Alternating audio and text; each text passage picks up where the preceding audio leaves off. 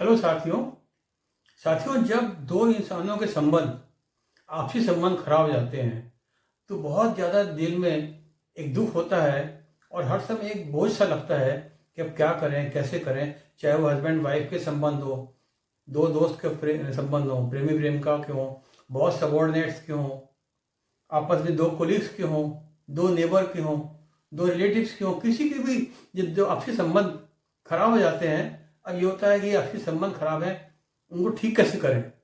ये मैंने प्रॉब्लम बहुत देखी है कि हम लोग तो एचआर के में प्रोफेशनल रह चुके हैं और अभी भी हम प्रैक्टिस कर ही रहे हैं अपना एज एचआर ट्रेनर कंसल्टेंट।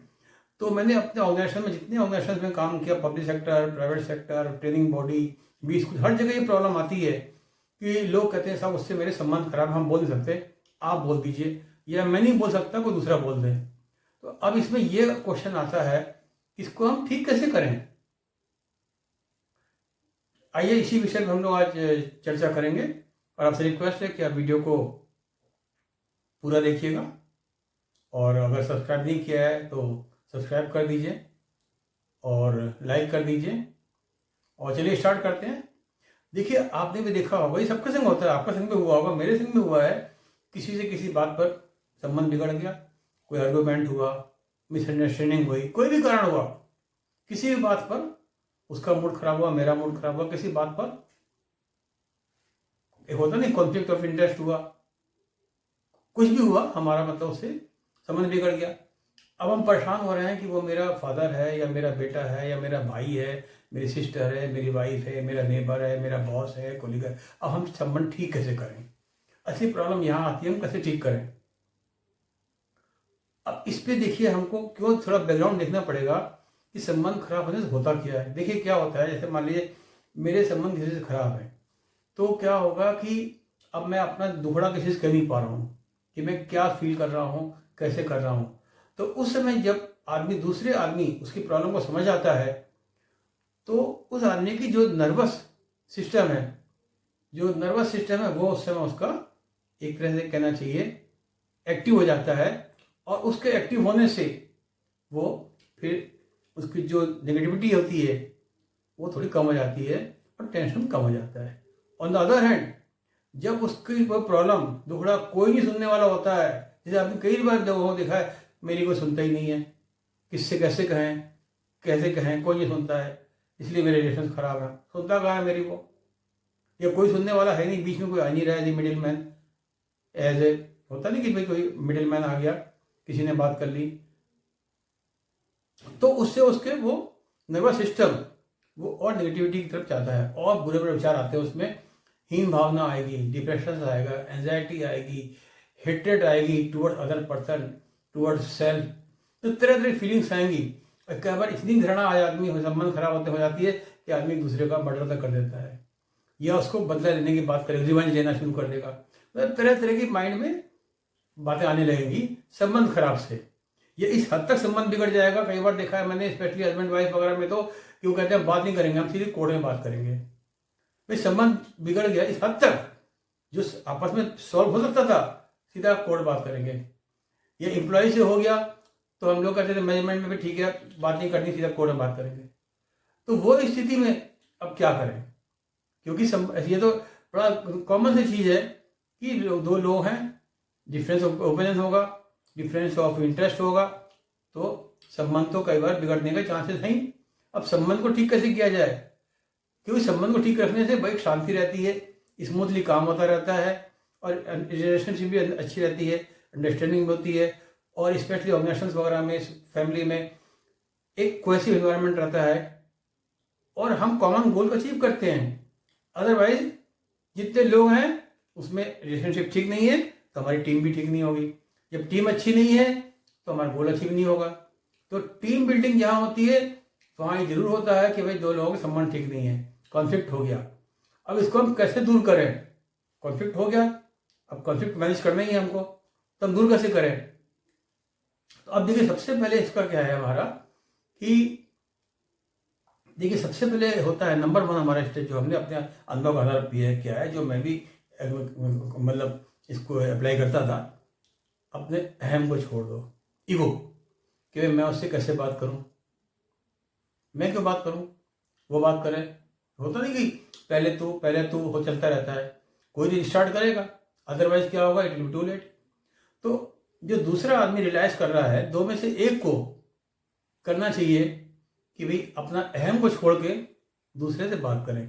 तो जब हम दूसरे से बात करेंगे तो वह अपना ग्रीवेंस हमसे कहेगा, उसी में उसका जो नर्वस सिस्टम है वो एक्टिव होगा और उसको बहुत शांति मिलेगी, टेंशन कम हो जाएगा। कहेगा भाई आज मैंने अपने दिल की बात तुमसे कह दी व्यथा, अब मैं बड़ा हल्का फील कर रहा हूँ, क्योंकि मुझे ये भारी लग रहा था कि मैं अपनी बात तुमसे शेयर नहीं कर पा रहा था, इससे हमारे तुम्हारे संबंध खराब है। ये तीसरे ने ऐसा कह दिया, हमारे तुम्हारे संबंध ठीक थे, उसकी बात हमने मान ली, ऐसा हो गया। तो उस समय उसको पहले हमको अपना ईगो तोड़नी है, फिर उसको मिलना है और उस समय अपना किसी भी तरह से उसको मैनेज करना है कि वो हमसे बात करे, उसको विश्वास दिलाना है, ट्रस्ट बिल्डिंग करना है, तभी वो हमसे बात करेगा, नहीं तो हमसे बात नहीं करेगा।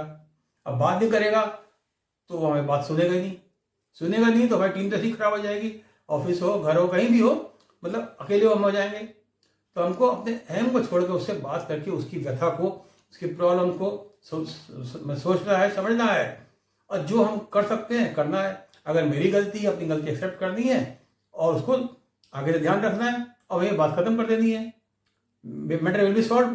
तो होता क्या है, लोग ईगो रखे रहते हैं और संबंध खराब चल रहा है, सालों चल रहा है, कोर्ट तक पहुंच गए या नौबत हो गई, बिल्कुल एक दूसरे को पहचानते नहीं है, नमस्कार भी दूर रहा, पहचानते नहीं, मुंह मोड़ लेंगे, तो वो सब संबंध आ जाता है, ये एनिमिटी आ जाती है। तो ये सब चीज़ें का परिणाम बहुत बुरा होता है। दूसरा स्टेप क्या है कि पेशेंस रखना चाहिए। मान लीजिए हमने आपसे बात करी, अब संबंध खराब है, अब हम सोचेंगे आज ही रिजल्ट ठीक हो जाए। अब आपसे 4 साल से संबंध हमारे खराब है, मान लीजिए बात नहीं चल रही है, हम सोचें इंस्टेंट हो जाए, बहुत रेयर है, it will take some time. आप भी देखेंगे कि हम कितने सिंसियर हैं, तो मुझे आपके पास 2 बार 4 बार 5 बार मिलना पड़ेगा, बात करनी पड़ेगी, तो आप कहेंगे भाई ठीक है, अभी दिल से मान रहा है, चलो बात खत्म करते हैं, संबंध ठीक हो गए। यही आप दिल से गलती मान रहे हैं, लिप से नहीं है, हार्ट से है।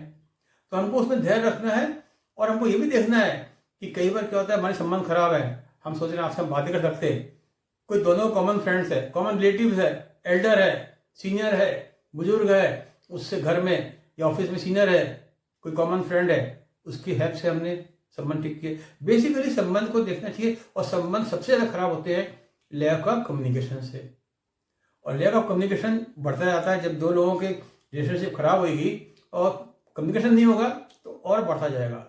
उसी में कुछ लोग होते हैं, लोग कहते नहीं घी में आग में घी डालने वाले, और भड़काते जाएंगे कि भाई 2 लोगों को मिलने मत दो, कभी मिले ना, कुछ लोगों को मजा आता है कि 2 लोग परेशान रहें, तो और भड़काते जाएंगे।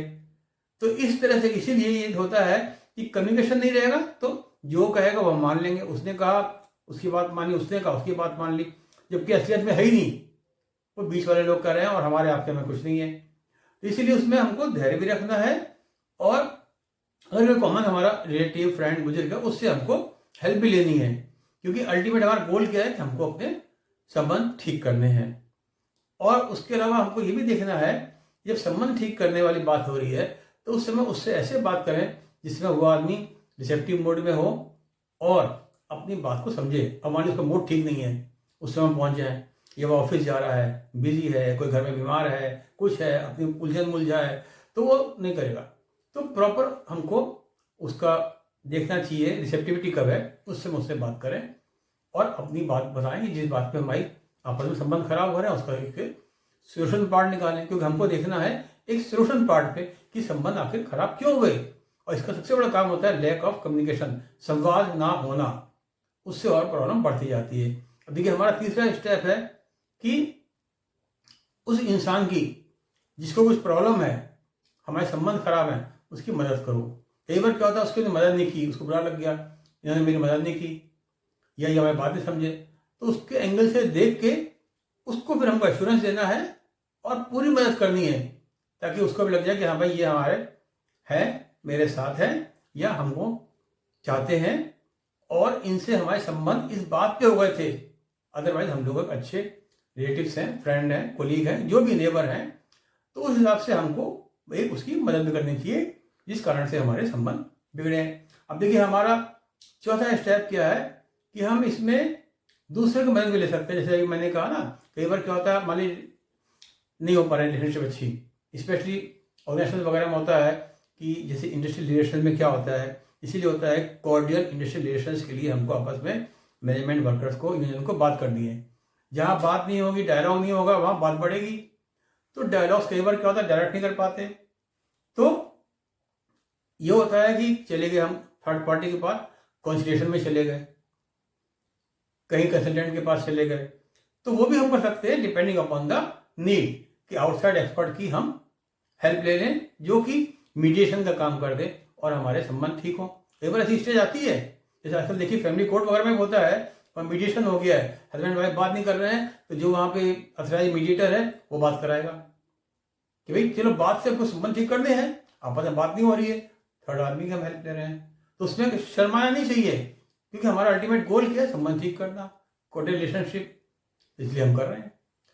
अब हमारा 5वां स्टेप क्या है, संबंधों में सुधार की समीक्षा करिए। देखना चाहिए पीरियडिकली कि पहले हमारा रिलेशनशिप कैसी थी, अब क्या है, कितना इंप्रूवमेंट हो रहा है, कुछ हो रहा है कि नहीं हो रहा है। और धीरे धीरे हम अगर एफर्ट्स करेंगे, पेशेंस रखेंगे, कॉन्फिडेंस रखेंगे, दूसरे आदमी की बात समझेंगे, एम्पैथी रखेंगे, तो पूरी उम्मीद है, पूरे चांसेस होते हैं कि संबंध अपने आप अच्छे हो जाएंगे। टाइम लगता है, धीरे धीरे धीरे धीरे आदमी का फिर विचार चेंज होने लगता है। उसके लिए आपको पेशेंस भी चाहिए, कॉन्फिडेंस भी चाहिए, और परसिवरेंस भी चाहिए, एम्पैथी भी चाहिए, उसकी हेल्प भी करनी, सब कुछ करना पड़ेगा आपको, क्योंकि आपको गोल अचीव करना है। तो इसलिए हमको लगा लेना पड़ेगा अपने में, छोड़ना नहीं पड़ेगा अपने एफर्ट्स को। और हमारा आखिरी जो हमारा स्टेप है वो ये है कि खुश रखना है उसको, खुश रहें, को दूसरे खुश करें। अल्टीमेट क्या है कि हम भी खुश रहें, वो भी खुश रहें, लिव एंड लेट लिव, दोनों खुश रहो। अदरवाइज क्या होगा, संबंध खराब हो गए, दूसरे आदमी को भी दुखी हो रहा है, हमको भी, हम भी दुखी हो रहे हैं, बोल नहीं पा रहे हैं ईगो के मारे, एक्सप्रेस नहीं कर पा रहे हैं, लेकिन अंदर से कचोट रहा है, नींद नहीं आ रही है, या सोच रहे हैं, टेंशन हो रहा है, वो भी परेशान, हम भी परेशान। कई बार ऐसा देखा मैंने, दोनों चुप है, बोल नहीं पा रहे हैं, वो पहल कौन करे कौन करे, नीचे हो जाएंगे, हम झुक जाएंगे। ये सब नहीं करना चाहिए। क्या छोटा बड़ा, छोटी सी लाइफ है, इसमें अगर हम इसी तरह से निकाल देंगे ईगो के चक्कर में, झगड़ के लड़ के, या कौन छोटा बड़ा हो जाएगा, तो उस चक्कर में क्या होगा, हर समय माइंड में हमारा टेंशन रहेगा, माइंड में टेंशन रहेगा, हमारी टीम स्पिरिट बनी नहीं रहेगी, चाहे वो फैमिली की टीम हो, चाहे ऑफिस की टीम हो, और हम आगे बढ़ नहीं पाएंगे। और हमारा जो पूरा ध्यान है, फोकस कंस्ट्रक्टिव, वो नहीं हो पाएगा, क्योंकि मेरा माइंड डिस्टर्ब रहेगा, और माइंड कूल भी नहीं रहेगा, फिर साउंड स्लीप भी नहीं आएगी, मतलब हर समय आदमी डिस्टर्ब फील करेगा। अक्सर देखा गया है जहाँ संबंध खराब होते हैं आदमी डिस्टर्ब फील करता है, एक्सप्रेस नहीं करेगा बट अंदर से डिस्टर्ब फील करेगा। तो इस तरह से ये उदाहरण है, आपके बहुत उदाहरण है, आप देखा होगा कि जैसे बच्चों में भाई बहन के संबंध ठीक नहीं होंगे, छोटे भाई मान लीजिए, या किशोरावस्था में, युवावस्था में, वृद्धावस्था में, अगर कम्युनिकेशन नहीं है, जैसे बूढ़े लोग परेशान हो जाते हैं, कोई बोलने वाला नहीं है, हस्बैंड वाइफ में बातचीत नहीं है, कम्युनिकेशन नहीं है, टाइम नहीं है, तो भी संबंध खराब हो गए। क्योंकि आजकल ऐसी लाइफ फास्ट हो गई है कि उसमें कम्युनिकेशन लोग नहीं कर पा रहे हैं, जैसे होता है टाइम ही नहीं है, ऑफिस दूर हो रहा है, और हर समय सोशल मीडिया में लगे हैं, टीवी में लगे हैं, लैपटॉप में लगे हैं, मोबाइल में लगे हैं, तो क्या होता है, इसलिए हमको अपने संबंध में टाइम निकालना चाहिए डायलॉग के लिए, कम्युनिकेशन के लिए, क्योंकि lack of communication, lack of करना चाहिए डिस्कशन और टॉक और dialogue, it leads to misunderstanding. तो वो हम कैसे सॉल्व करेंगे, जो हम संवाद करेंगे। तो इसीलिए हमको कभी नहीं घबराना चाहिए कि हम संवाद कर रहे हैं या पहल कर रहे हैं, तो हमारे संबंध इन स्टेप्स को लेके ठीक हो जाएंगे। और उम्मीद है आपको मेरा वीडियो पसंद आया होगा, और आपसे रिक्वेस्ट है कि आप वीडियो को लाइक करिएगा और कमेंट करिएगा, चैनल को सब्सक्राइब करिएगा और बेल बटन दबा दीजिएगा, क्योंकि आपका सब्सक्रिप्शन और लाइकिंग हमको मोटिवेट करती है आपके लिए अच्छे अच्छे टॉपिक्स को लाने के लिए। Thank you.